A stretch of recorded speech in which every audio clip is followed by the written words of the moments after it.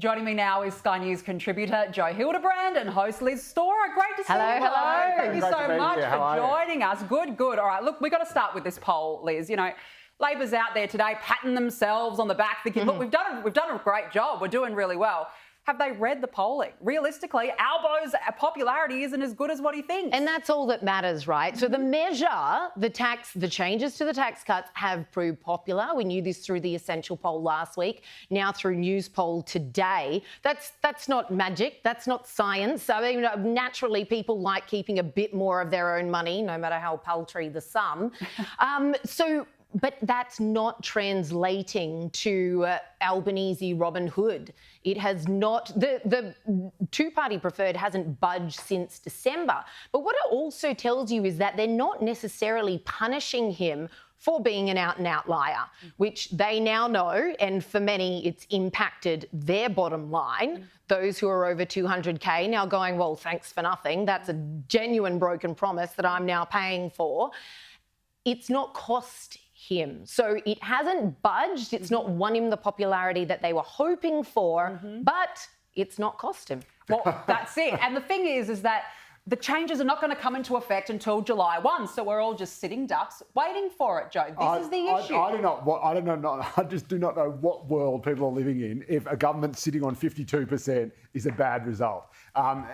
He's taken a huge political gamble. He's broken a promise. It wasn't a huge political gamble, though. We all know they poll these things to the back teeth before they do it. No government makes a risk. You never know exactly what the fallout is going to be, and he knew that there was going to be a massive backlash. The polling would have been forensic, and we both know. Obviously, they would have known, what people like. But again, these things you never really know until you run it up the flagpole. And again, either if they knew the polling was so popular, how can you then say that it hasn't resulted in any kind of benefit for him? The primary vote actually went up by a point, and so more people, it's within the margin of error, but more people actually decided to vote Labor won.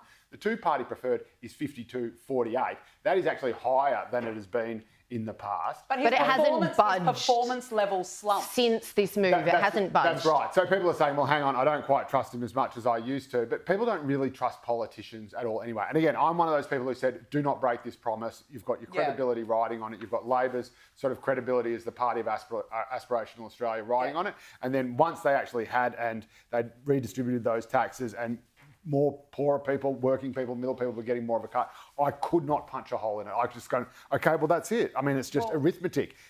More people are getting more money. That's all she wrote. Well, look, these tax cuts were heavily questioned today by the Senate Select Committee on the cost of living. They grilled Treasury officials on stage 3, asking when exactly they were made aware of the government's plans to break their key election promise.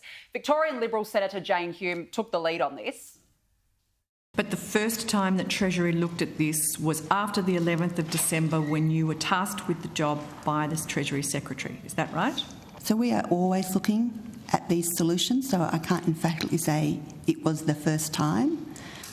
We were conscious that it was a commitment of the government to implement stage 3, but as public servants, we will look at and provide advice. The expression frank and fearless. But Anthony Albanese insists his decision to change the policy was not politically driven. What we have done here is put people before politics, been prepared to make a difficult decision, had the courage of our convictions to advance the case for it. Liz, the hearing was told it was Treasury who initially came up with that idea. But the problem is that Labor didn't fight to keep the tax changes. Yeah, obviously the decision came down to them. But here's the thing, as far as I'm concerned, that's another massive lie because we know, thanks to the Capital brief, and they got this information through an FOI request, that Chalmers asked Treasury to cost the changes to tax cuts. The command comes from the boss. He asked Treasury, what would this look like if we did it? What are our options? Then Treasury gets busy. The idea now that he's like, oh, well, my department just threw this up and what could we do from then on? That's an out-and-out lie. Trying to pass the buck. Yeah, they're just piling up at the moment.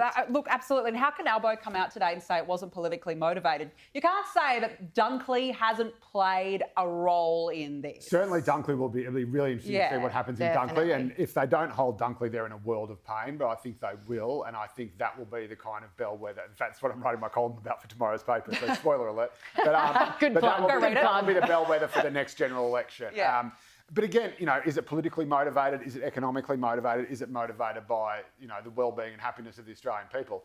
All those things are essentially the same thing. Every government is motivated by self-interest. But of course it is. But if you're doing something that's good for the community, that's good for families, that's good for the economy, then people will vote for you. So, it's a virtuous circle, if you like. So, yes, the government wants to get re-elected. How does it get re-elected? By making people happy, by making sure the economy recovers. And if these do that, then you can't really argue with it. Again, I don't like the fact that we've had yet another broken promise in an era where political institutions have record low levels of support and faith, and we've seen people run to the extremes and all sorts of things. Yeah. But having said that, on the pure sort of dollars and cents, it seems to be a political winner. And that remains to be seen.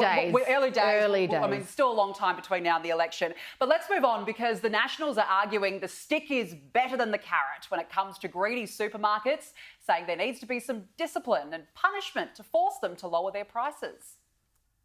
The Nationals called for bringing forward the ACCC price monitoring inquiry into what we saw, that clear evidence on meat and fresh food. And we've said to the government, let's walk into Parliament tomorrow and let's bring in big stick legislation on the supermarkets to put them in their place straight away that would have an effect on making sure there's downward pressure on prices at the checkout and fair prices at the farm gate.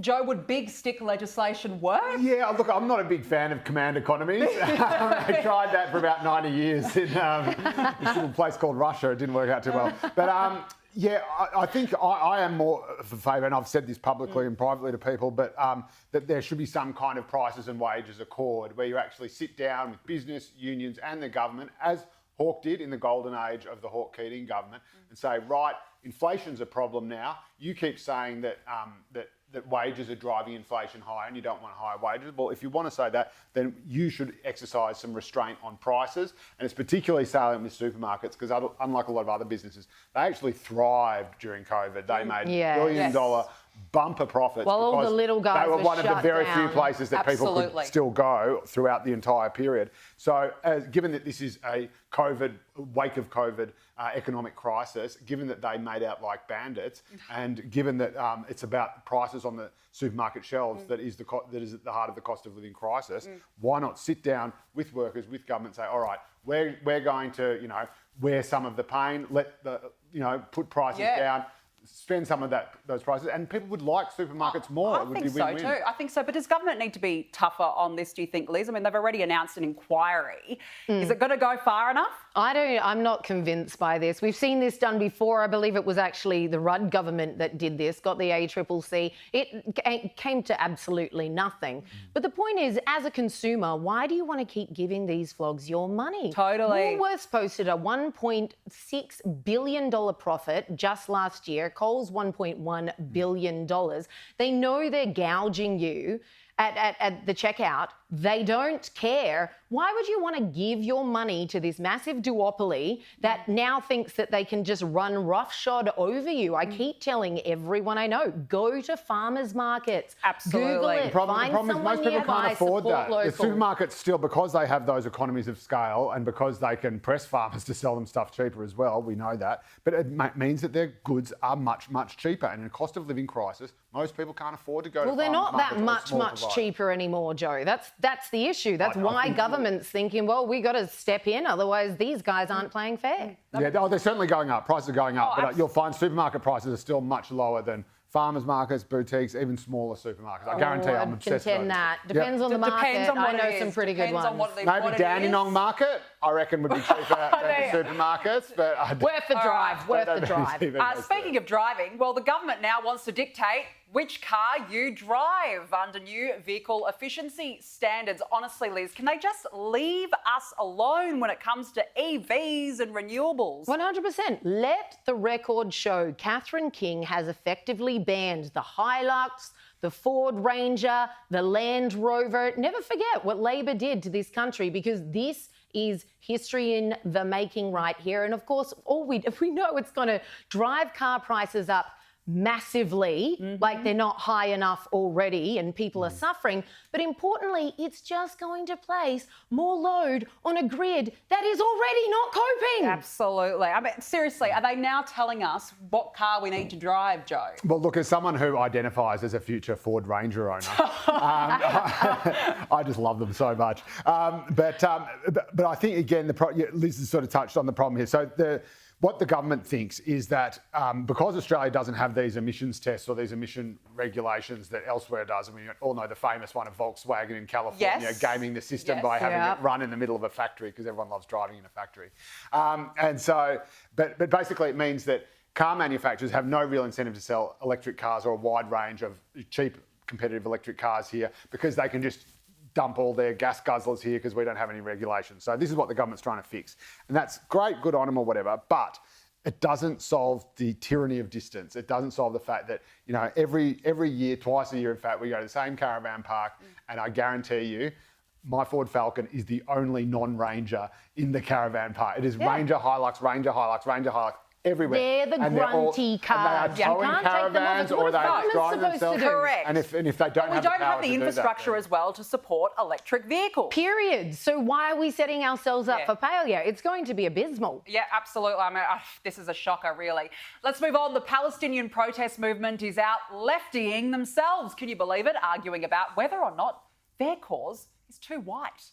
Block the Dock Melbourne, who protest Israeli ships docking in Melbourne, are taking aim at Free Palestine Melbourne, calling them an embarrassment to the Palestinian community because it's run by 90% white people. Joe, I don't even know what to say. What are they saying here? What they are actually doing is acting out the script of Monty Python's Life of Brian. They're too young and stupid to realise it. But it is. It's the People's Front of Judea versus the Judean People's Front. And they're arguing over the most ridiculous minutiae, the stupidest thing. I mean, and I know I used to be a student socialist. I know exactly what these meetings sound like. You criticised for being. I remember once we spent something like 3 hours debating the colour of a T-shirt.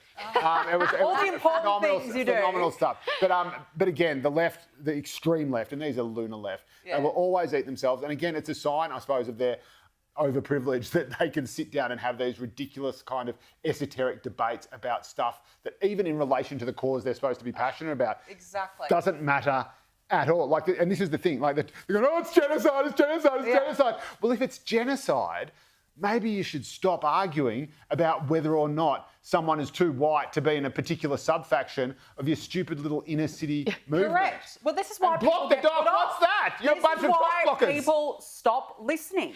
100%, but we see this at Invasion Day rallies as well. 90% of the people there are white. So for once, I'd love all the white people to clear out so these people can see how small their movements are without the indoctrinated, guilt-ridden white folk who are just brainlessly waving their flags, don't even know, most of them, what they're standing for, what they're actually calling for. Correct. And then they'd be like, oh, wait, no, whiteies, come back. No, but that's the thing. It's not about getting a result. It's not. They don't know the history. They don't know the policy. It's about ideological purity, which is why they have these debates about who's white. I just want to get a quick final word from both of you on this. The Gold Coast Mayor is defying calls to ban G-string bikinis on the beach. Despite pleas from leaders of the community, the Gold Coast Volunteer of the Year, Ian Grace, has written to the Mayor demanding that skimpy swimwear is outdated. Look, Liz, we'll start with you. He reckons while any man would enjoy the view, he says, I believe women are very much demeaning and cheapening themselves. I 100% agree with him. And this is just a common sense observation. If you see a woman from the behind wearing the getup that he's talking about, they are, forgive the pun, butt naked. They are completely butt naked.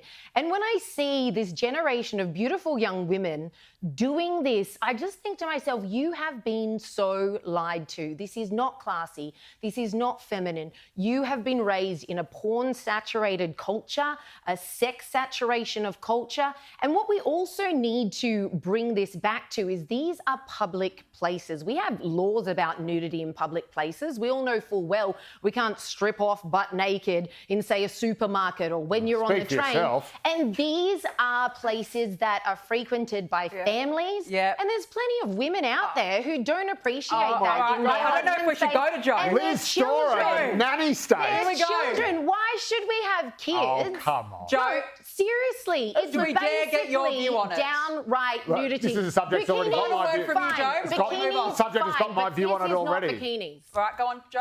I don't understand why suddenly we're so censorious and it's a nanny state. Oh, We're you would telling enjoy people it, what though, they let's can and be can't Come on, wear. we've got to You want have to ban the some burqa standards. and ban the bikini? Nobody has a problem with bikinis. These are next level, and anyone who's seen them will agree. What are you adding? You have literally It's not been up for you to lied decide. It's for them. If they want to You dress have like been comfortable lied in to their by body. a culture that says Well- anyone who says that this is inappropriate or they're body shaming you. No, just have some self-respect. well- So what happens if I a mean- pirate loses his eye patch? Oh, wow. iPad, G-strings, very different topics, Joe Hildebrand, Liz Storer. Great to speak with you both. Thank you very much. Thanks so Always much for thanks, joining Liz. us.